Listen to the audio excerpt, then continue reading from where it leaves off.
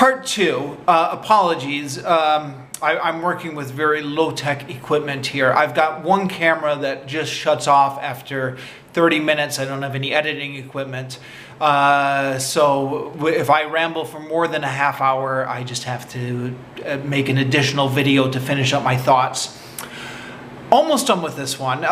Just a few more thoughts. I believe I got cut off last time just as I was talking about some of the interesting other figures during the Meiji Restoration. So in addition to the Shinsengumi, there were a number of other interesting people running around during this period. This was a period right before the Meiji Restoration. Maybe the most interesting one is Sakamoto Ryoma, or Ryoma Sakamoto in the Japanese way.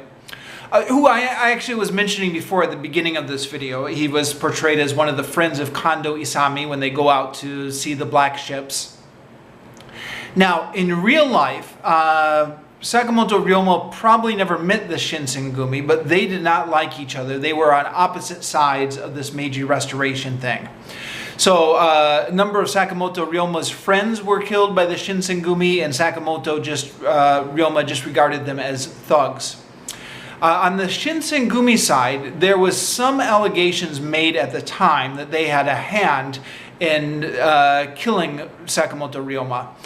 Probably they didn't, although it was a charge that lingered over them, and after the Meiji Restoration, Kondo Isami was actually beheaded on the charges of having been involved in Sakamoto Ryoma's assassination. But at any rate, they definitely did not like him. In fact, when Kondo Isami and Hijigata Toshizo heard that Sakamoto Ryoma had been assassinated, they celebrated by drinking. So, yeah. In this NHK historical drama, they're portrayed as the best of friends. This is another little whitewashing of history, for whatever reason. So again, it starts off right from episode 1, when Kondo Isami and Sakamoto Ryoma are portrayed as friends, and they go off to look at the black ships together.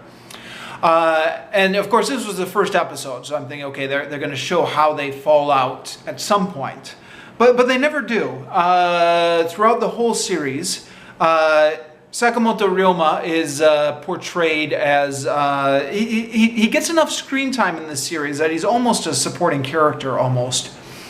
Part of that is probably because Sakamoto Ryoma is quite popular in Japan. There are a number... I think the NHK has done a couple historical drama series now just on Sakamoto Ryoma.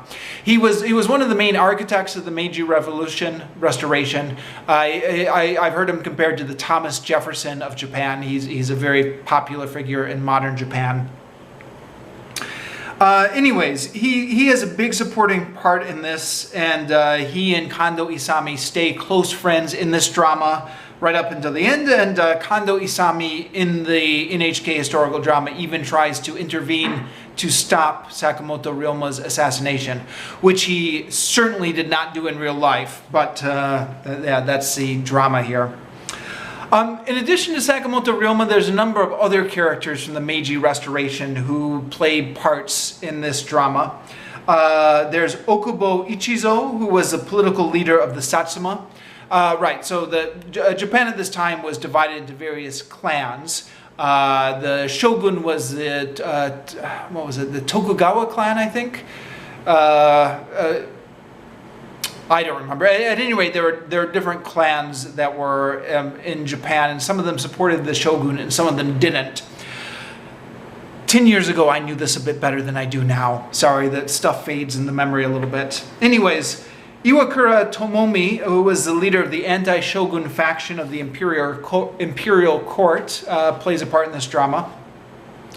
Katsura Kokoro, I already talked about him, the leader of the Choshu loyalists, Choshu being another one of the clans. Katsu Kaishu, who's the commissioner of the Tokugawa Navy. He's quite famous in Japanese history as well. And near the end of the series, the last shogun himself becomes a major character. Tokugawa Yoshinobu. I've reviewed on this channel previously a book about the last shogun, so it was neat for me to see that connection.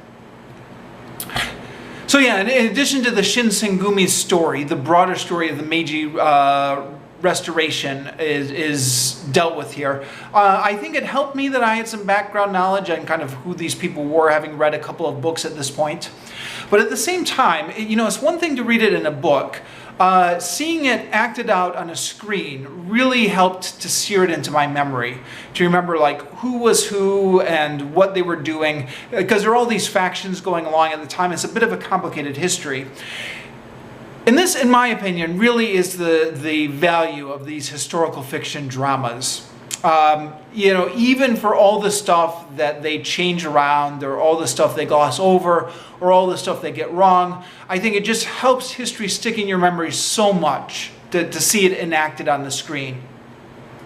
And then, of course, for all the stuff they get wrong, well, you can always check that in a book. So, if you're at all interested in Japanese history, I would recommend this drama. Read it along with a book, but I'd highly recommend it. So after you made it through 50 hours or so of the history of the Shinsengumi on the NHK historical drama, then there's an hour-and-a-half epilogue. I think this was filmed 2 years later. So the main series, I believe, was filmed in 2004. The epilogue was filmed in 2006. But at my video store, they were all lined up in one series. So the epilogue is about the last days of Hijigata Toshizo, who was the second in command of the Shinsengumi, and he ended up being one of the last surviving members. Kando Isami ended up being captured and executed beforehand. But he and some of the other die-hard Tokugawa shogun loyalists, he meaning Hijigata Toshizo, attempted to just kind of go off and create their own country, the Izo Republic, up in the northern island of Izo, which is, an interesting little chapter in Japanese history. They were not allowed to keep their own little country up there, so the imperial troops came up and fought them, and Hijigata Toshizo died in the fight. So that little epilogue is included in here. It's a fascinating little episode of history, although I've got to admit, by the time I got to this, this was after like 50 hours of slogging through the series proper, I was a little bit exhausted and a little bit ready to be done with this. Again, this is the danger of binging a series. If I had been watching this one every week, like when it came out, probably would have been better. Well, in fact, the epilogue came out 2 years later, so really would have been better if I had watched it in real time. And even though they came out a couple years later, they did reunite all most of the cast from the original. Now, the characters they were playing were all dead by this time, but they had a flashback scene that allowed the original cast to come back. And speaking of the original cast, there are a few big actors in this. I already mentioned Katsura Shingo, the pop idol guy who's playing Kando Isami. My impression of Japan, again as somebody who had lived there, is in Japan there's less of a divide between television actors and movie actors. In America, movie actors are in movies, TV actors are in TV, but in Japan it seems to go back and forth. At least that was my impression when I was living there. Just dropped my pen, sorry. So there are a few people in here I've seen in movies before, such as Saito Koichi, who actually played the Shinsengumi member Saito Hajime in the movie When the Last Sword is Drawn. So this is like the second thing I've seen him in about the Shinsengumi. He's now playing Shiwazawa Kamo, who is Kando Isami's rival for power in the early days of the Shinsengumi. There's also another actor, Fujiwara Tatsuya, who I've seen in a few different things. You probably recognize him if you saw him, if you watch Japanese cinema. He's a young guy, or at least he was a young guy at the time. He was the guy who played the lead character in Battle Royale. Also played the lead character in Death Note, the Death Note Japan movies. He's in here playing the Shinsengumi character Okuta Soji, who's a 19-year-old fencing prodigy who was a member of the Shinsengumi.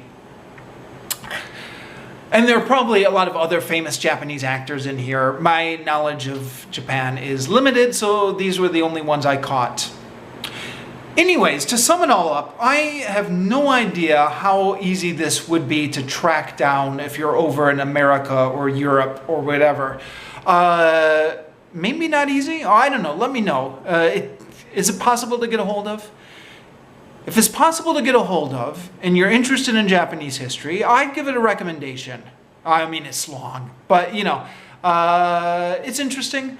I mean, definitely read a proper history of the Shinsengumi along with this.